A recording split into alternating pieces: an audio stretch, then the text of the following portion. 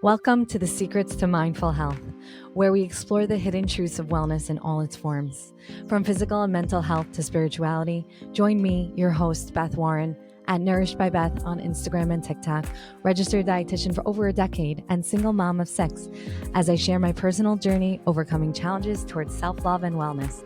Together with my guests, we will inspire and motivate you to prioritize your well-being and create a life of balance and fulfillment. Let's embark on a transformative journey towards a healthier, happier you. I'm glad you're here. Welcome to another episode of Secrets to Mindful Health. In this episode, we are joined by Joe Moore, the CEO and co-founder of Psychedelics Today, a leading media and education platform dedicated to exploring the rapidly evolving psychedelic landscape. Joe is not only passionate about this transformative field, but also teaches essential skills in digital security, risk mitigation, breath work, and psychedelic theory and practice. His mission is to help individuals navigate these powerful tools safely and effectively. With decades of experience in technology, consciousness studies, and community building, Joe sparks thoughtful conversations that inspire transformation and growth. He brings a wealth of knowledge to the table, making him a key voice in the discussion around psychedelics and mindful health.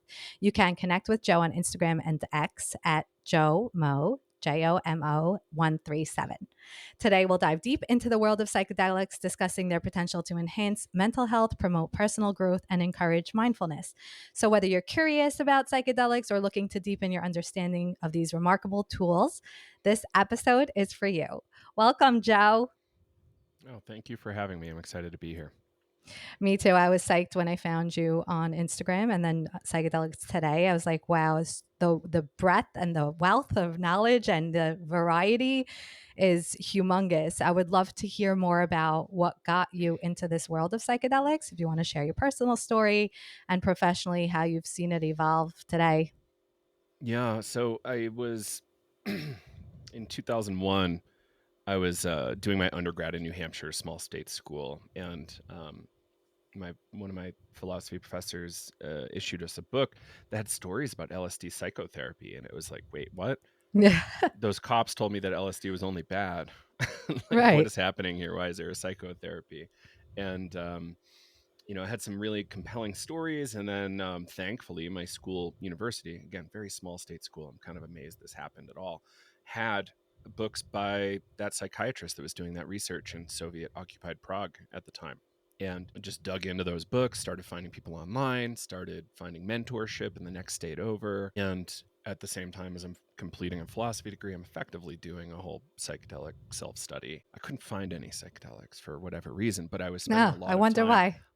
Right. There's actually some interesting, reasons for that, but not for today. But yeah, the idea really just stuck and said, yes, we need to radically improve our capacity to heal people's minds and help them become more familiar with how to use their minds and nervous systems. I started running groups publicly, just trying to get people to talk about things like ayahuasca in Boston, probably as early as 2008. And that was a really fun project. Got to meet a lot of great people there. Later, I think 2011, moved to Boulder, Colorado, and started doing the same thing there and in Denver. And eventually I realized I wanted to live in the mountains. So now I live up in the mountains of Colorado, which is much nicer for me. And then I started this project, Psychedelics Today. And the idea was just spreading the word about the topic, including the voices of this one psychiatrist who did a lot of this LSD work, Stanislav Grof, and then our teacher, Kyle and I, my co-founder Kyle and I, have some really beautiful teachers from Vermont, and we wanted to kind of spread their legacy and their mission and values as well. Yeah, that's the rough story. Happy to go deeper if helpful.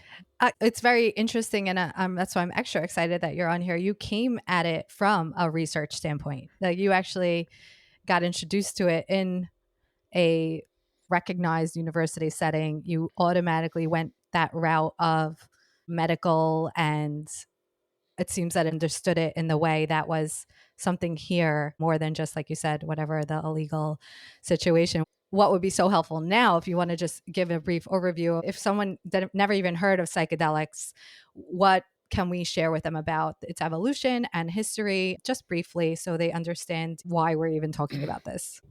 It seems clear to me that humanity has co-evolved with psychedelics. Psychedelics Could be anything from like an ayahuasca to a mushroom to some herbs, sometimes animals, sometimes other things. So it's fascinating.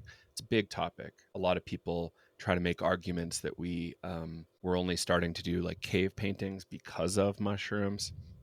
Debatable. There's another theory called the stoned ape hypothesis, where humans, the brain size in Homo sapiens grew at an alarming rate, far exceeding what we would normally expect in evolution, normal natural selection. And some people suggest that's related to mushrooms. It's still debated. I don't know where to land on that one.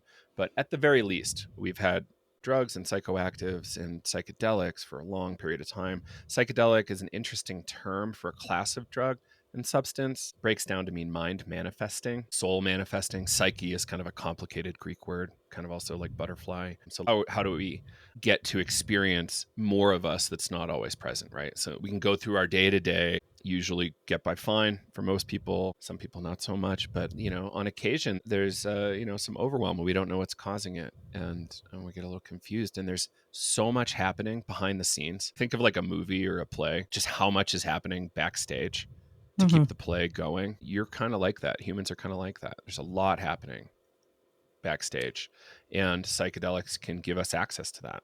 And that's the context in which I approach this stuff. It was a subconscious thing. It's purely like a Freudian Jungian, post-Freudian Jungian thing. And we can work on our material and get better and get mentally well.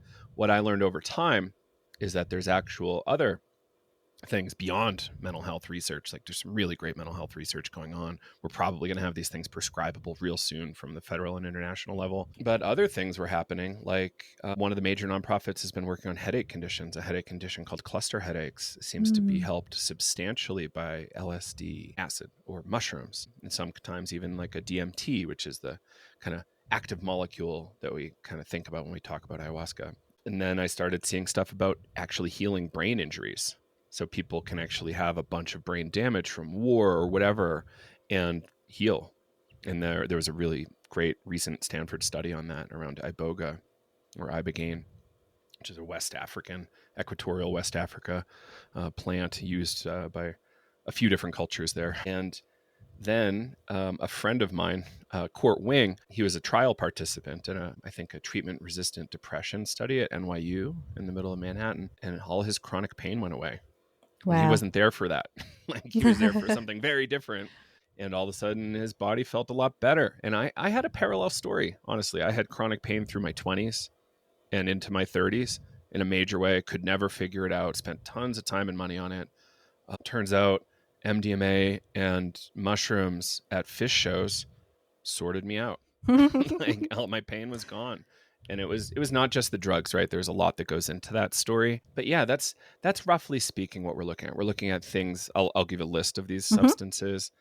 Dimethyltryptamine, DMT, that was popularized in a series called The Spirit Molecule. There's a book and a movie about that. LSD, famous for the 60s. Beatles, Tim Leary, etc. CIA's MK Ultra, which was pretty unsuccessful. Mushrooms have been around for ages. They're on every continent. Psychedelic mushrooms are everywhere except on Antarctica, pretty much. So that's really exciting. Then there's, ayahuasca, which is really popular these days. I think even Aaron Rodgers from the NFL is, using this. And that's two different plants mixed together, and you have a really intense psychedelic experience with that, where you might encounter entities or spirits or whatever. But often people come back feeling a lot better. And I have to say that these things are not entirely risk-free. It's kind of why we're here in Psychedelics Today, is to make sure people have an easier time and they kind of understand the risks going in. We're going to address the safety and the risks, because I think that's also likely where this all went awry with it getting its name and whatever that evolved, unfortunately, going the other direction. But, I have so much to say about that. After 5 years of a very deep self-care journey, I got divorced with 6 kids and my whole life unraveled. I had a crazy somatic experience, screaming in pain. And then after all this chronic pain, felt so much better.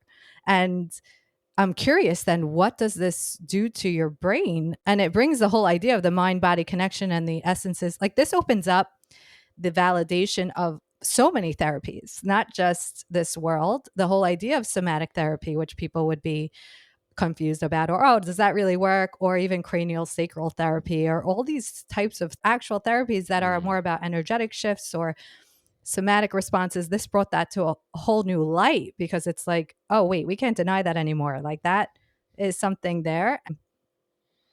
I understand now why healing is a verb. So what is happening? Because it's real. One of the classic features of psychedelics is unpredictability. Even with dose, it's a very, very hard to predict outcome. Science really likes, this many milligrams of ibuprofen and you get this result, and like this is how it works throughout the body. The mind is very complicated. We have very few ideas. There's a number of competing theories about like what's happening on the neuroscience level. Let me speak to our kind of more spiritual orientation first. We contain multitudes. It's kind of like a Walt Whitman thing. Like, we contain a lot more than we understand. And then there's that like famous line in Hamlet. It's like, there's far more exists than is dreamed about in your philosophies, oh Horatio. Like, there's so much more going on here than we can fathom. And one of the reasons people get really drawn to psychedelics and ayahuasca and mushrooms is these really fantastic spiritual stories. And we're kind of living in an age when we don't have access to that in the same way we used to as a culture, right? Maybe your highlight of the day is you get, the pumpkin spice latte or something. It's a few months out, right? How, if we look back or look at communities who are really spiritual, like that spiritual practice, that spiritual container, and some of those spiritual experiences are the thing that are giving them fuel, as opposed to like a small consumable item for $7 or something, right? Mm-hmm. Like, how do we want to think about that? And psychedelics can connect us back into those currents of experience, so we can have those spiritual experiences sometimes. What are they? Like, it could just be figments of your imagination, or you could be accessing real things, or it could be your subconscious presenting itself in an interesting way.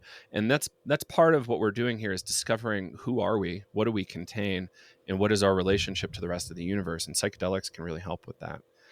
So you can actually go and have big experiences of, I'm going to have like 2 hours of the experience of being a whale, right? Again, unpredictable. This is just stuff that might happen. Right. I had communication personally with things that presented like dead ancestors. I had experiences that felt like past life experiences. I don't know what to make of those, honestly. Like, they were helpful experiences at the time. And I'm glad I had them. I just, what was the reality of those things, and how do we slice that up? And I kind of land as, you had the experience. Does it matter what the reality is? Unless it's kind of like ruining your life and you're like, all right, let me gamble everything at the track or whatever. Like that kind of stuff is self-destructive. But like, what stuff is leading us more towards self-inquiry and self-knowledge? And that's a big spiritual thing. So, and some people can have full-on enlightenment states accidentally, right? Through a lot of these things. There's one compound that I won't name here that really reliably triggers a state that's documented really well in Tibetan Buddhism. What do we do with that? Now that enlightenment costs like less than $20, at least the experience of enlightenment, which isn't the same as like kind of perpetually being enlightened, as if, like, I don't know if that's a real thing, but it used to be infinitely expensive. It used to, you have to put everything down on the line to get that kind of stuff, if you ever did. And now it's like LSD's $5. Some of this other stuff's $20 or less. That's a really fascinating thing. Okay, so that's kind of like the spiritual talk track. There's a lot that we just don't understand, and contemporary psychology doesn't really capture it all that skillfully. And then there's things like the neuroscience models. There's two kind of major neuroscientists kind of going at it. I'll give the easier one to explain. Okay. Go on. The idea is that there's a kind of like conductor in your brain. It's like this control center. And what they call that is the default mode network.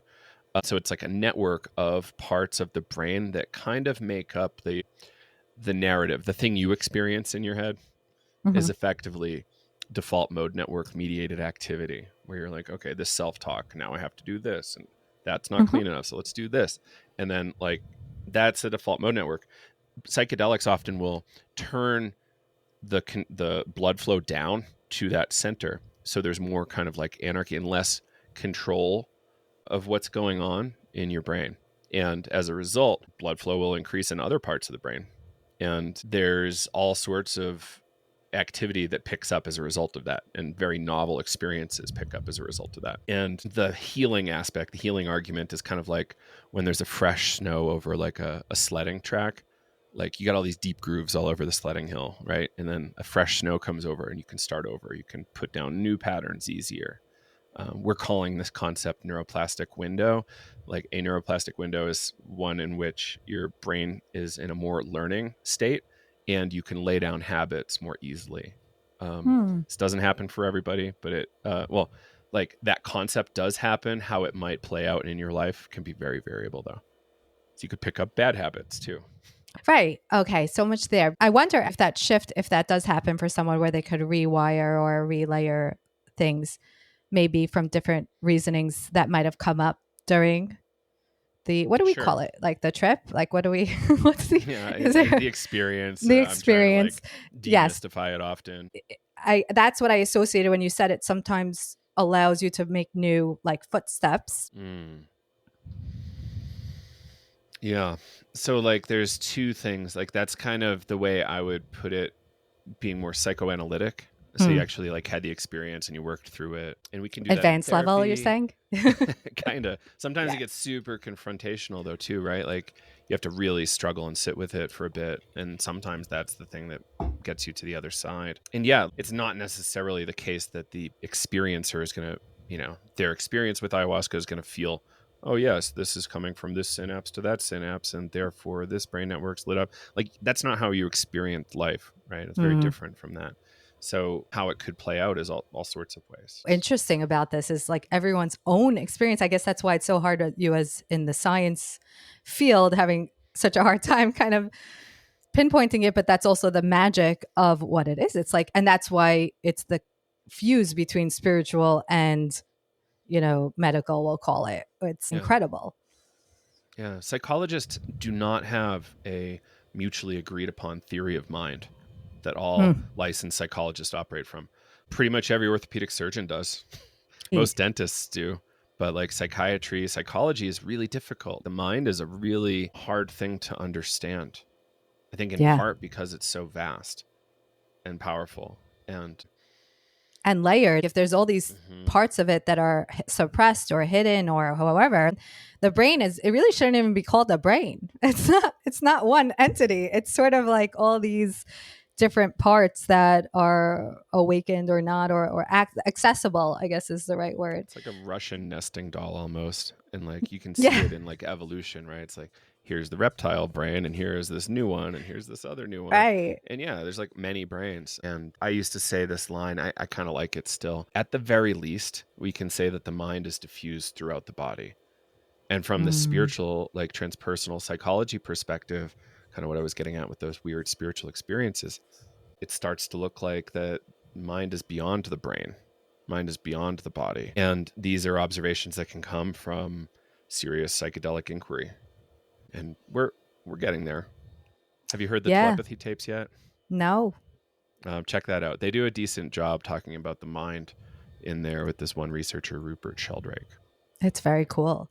I just wanted to reference that I'm Jewish, and in Kabbalistic world, not that I'm well versed in that, but it's all about you as a vessel, like preparing your vessel for like knowledge or for light to come in. And that's why also people have controversy about doing things like this, because it's like a lot of light and you can't hold it. But if you do it correctly, you utilize it to then grow and to, become more of a vessel for more light. Some people can't handle it, like you said, and it's just too much. Or I find people do it too often or too quickly, or you just have to, in the end, kind of intuitively trust something happened. And like you said, then go and make this, what's the point of this, right? The point isn't to go back in time and go down that rabbit hole. The point is to learn and grow, self-connect, continue your healing. You were meant to know this for a reason, for today, not back then. I wanted to talk a little bit about the concept of integration, and then understanding that in context of how often are you supposed to do this? Do people kind of get like a fix from, is it a fix? Is it a high? Is it an addiction? Is that a different part of the brain and nothing to do with that? Like how do we do this responsibly and effectively? with a lot of care and a lot of patience. A lot of people can rush in and say, oh, I want the biggest experience right now. And you're like, wait a second, like maybe that's not what you actually need. And it could not be the best option for you. Like a lot of people will fly to Peru and drink a whole bunch of ayahuasca and like sleep once and then fly home. Like that's not a really great way to take care of your body or your psyche. Really, you want to chill, like kind of rest and recover. How often should people be doing this? Rarely, if ever. Psychedelics are not for everybody. Psychedelics, we're getting close to understanding that these things are very great and can fit into our Western healthcare model, which has pros and cons. We have traditional healers that have been at, their lineages have been at this for well over 1,000 years. There's people in the West who have been at this since the 50s, since LSD came around and got really democratized. MDMA, recreationally, people should maximum be doing it 4 times a year. And even then, that's potentially too much. MDMA is it's not really a typical or classic psychedelic, but it's in the fold. It's used for psychotherapy and research, and it should soon be prescribable. Integration is this big topic. I almost got, how like everybody says a word too often, Beth, and you're just like, Oh, I yeah. can't even hear that word anymore. Yeah. And it's, part of it is that not everybody agrees. Like we don't have a mutually agreed upon definition, and that feels a little annoying. How I like to look at it is it's like a set of practices and something you can put into place to make sure you have a better outcome in the long term for your really rare and valuable big experience. So how do you take those insights and make it real? How do you allow whatever happened to your body to heal and to like integrate into your day-to-day life? Like, maybe there was all sorts of energy there and your body did have an adaptation to be able to contain more light, for instance. Maybe that's part of it.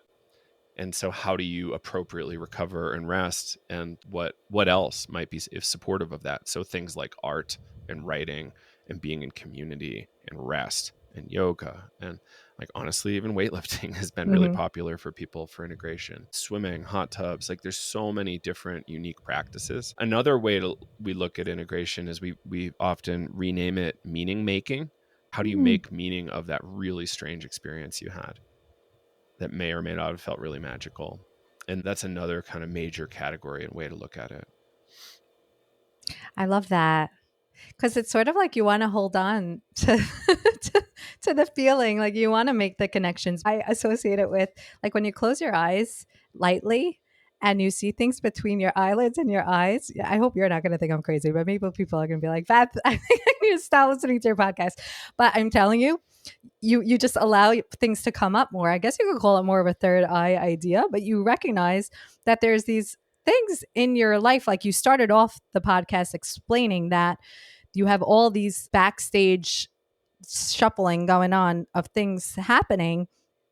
You have more of an awareness if you sit with things or gently close your eyes. Like you're able to kind of see the awareness, like you visualize new things. Memories are like colorful, and I see the whole story and I feel like I'm back there. I realized I was having those often or the whole time, kind of like they were very familiar memories, meaning I realized they're probably always my backstage crew over there. And now you kind of like can sit in it in a really nice way. I'm personally a dietitian. I work in private practice, and they know on the podcast that I started consulting for mental health patients at this amazing organization, and they also work with addiction, and they all have incredible stories. And one man I was talking with about a memory he had just in context of something he was bringing up, and I just remember sitting with him in that memory a second. Now I'm like, I massage like a feel good memory. I'm like, oh my, can we just like remember that? Can we sit with it? You have such a presence in yourself that you realize is always there. And it gives you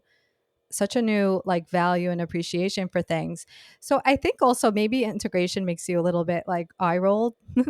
I guess the thing is that people should prepare what we're saying for the unknown. So maybe a week off of work, or a time when you can rest your body, like whatever you might need might come up. You're kind of there for your body like a child. It's like, what do we need to support ourselves right now? Is there a perfect like cheesecake for integration? I don't know. I do people get Do people get hungry?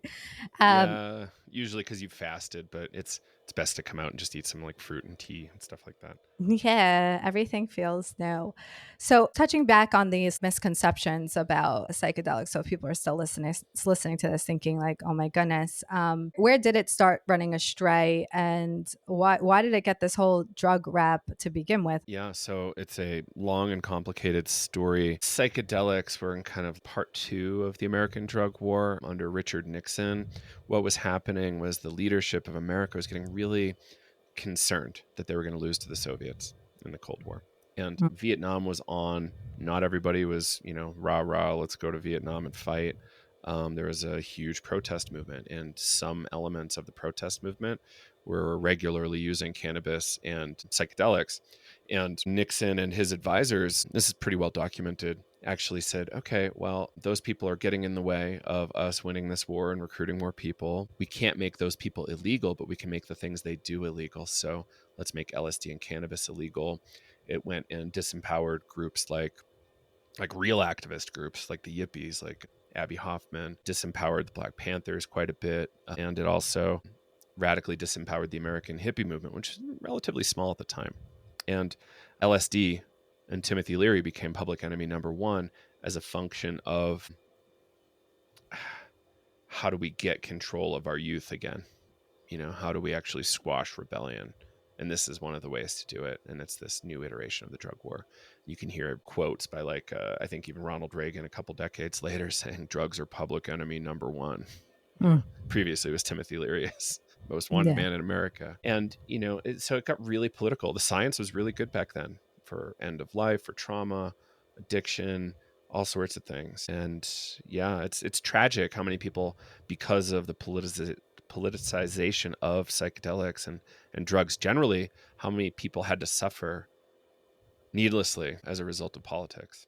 Yeah, and also, I mean, I don't know if the medication industry would go down or not. I mean, I'm not an expert in that, but I know for sure it probably went up in trying to I mean, I don't even think they really heal the symptoms. They just help people cope with the symptoms, but this is actual healing. Oh, I was feeling stuck, feeling like there was more I needed to know, and trying all these energy works and my therapies and everything, and still feeling like something was there that I was missing. I'm still on this journey with it. I love it. I have about 6 journals. I'm not kidding. Oh, so that was another thing you mentioned. I love to write.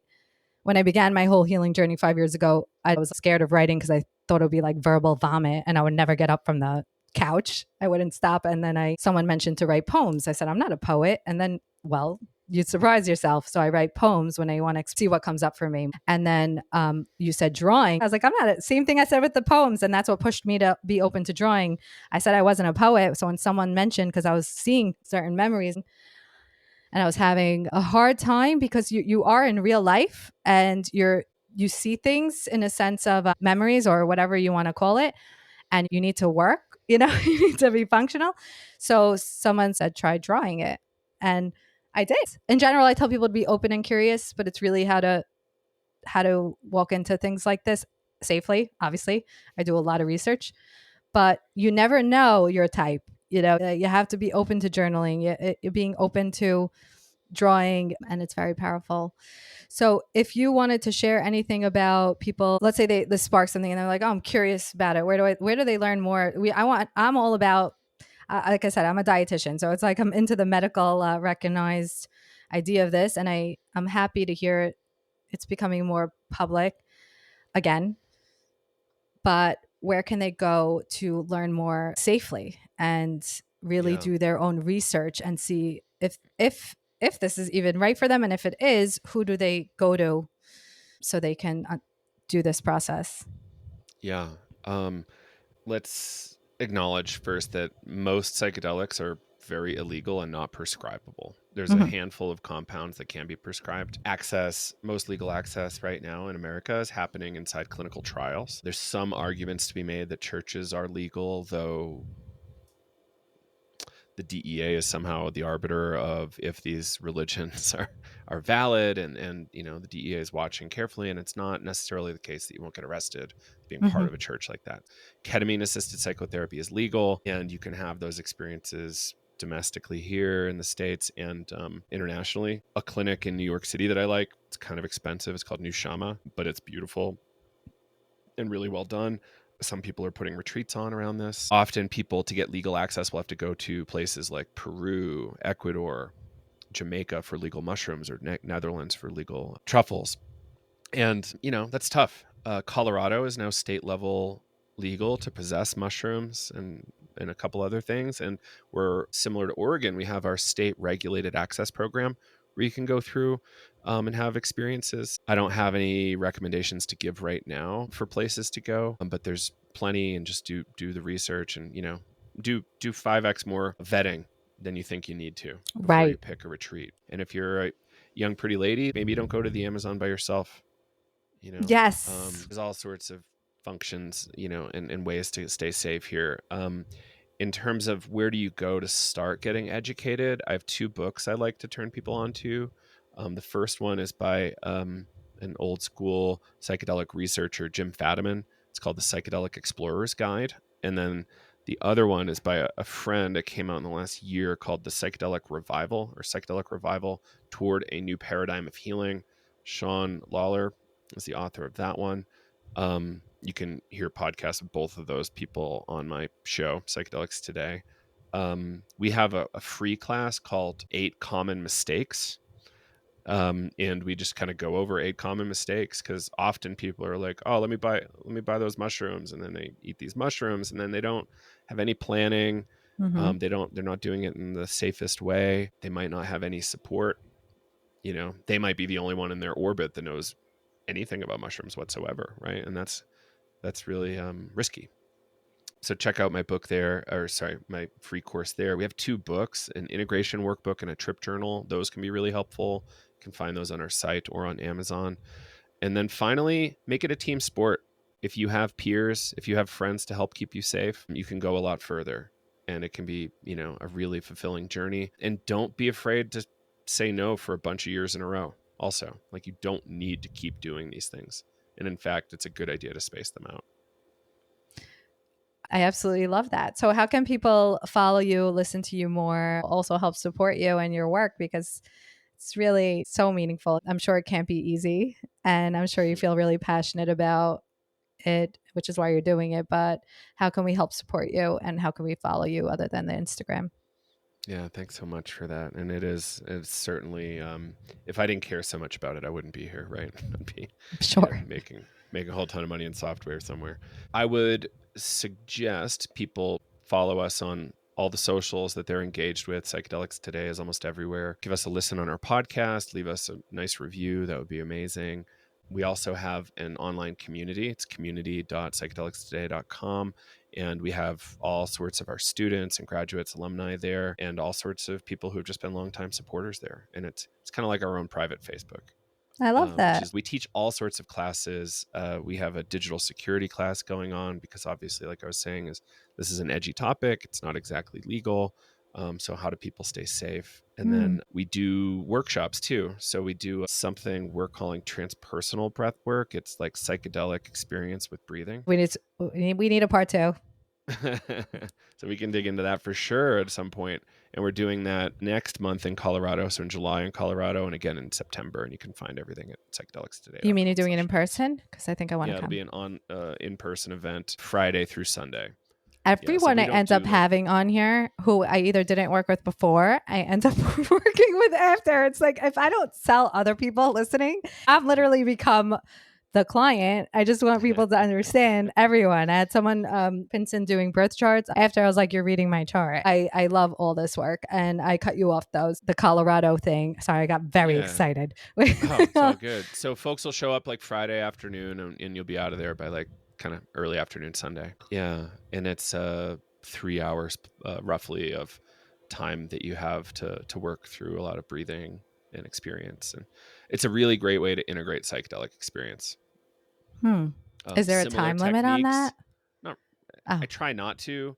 I'm saying, like, does the psychedelic experience end and you're like, oh, you expired 6 months in and it's not going to come through for you? Afterglow? Yeah. I don't know. Like, not really anything that we can say cleanly. Yeah.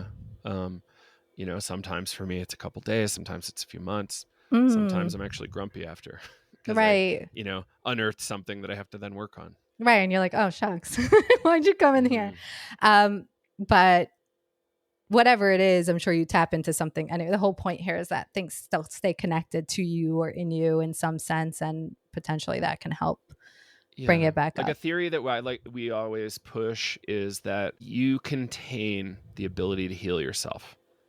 The situation needs to be set such that you can heal yourself. The ER doc is not healing you. The ER doc is setting the conditions in place where your wound can heal. And similarly in psychedelic and breathwork experiences like this, that's the optimal situation, is that your body's doing the healing and it's not necessarily somebody else who's a greater expert than you in what it is to be you. We're the world's foremost expert in us. Oh, I love that. It's such also a great way to end.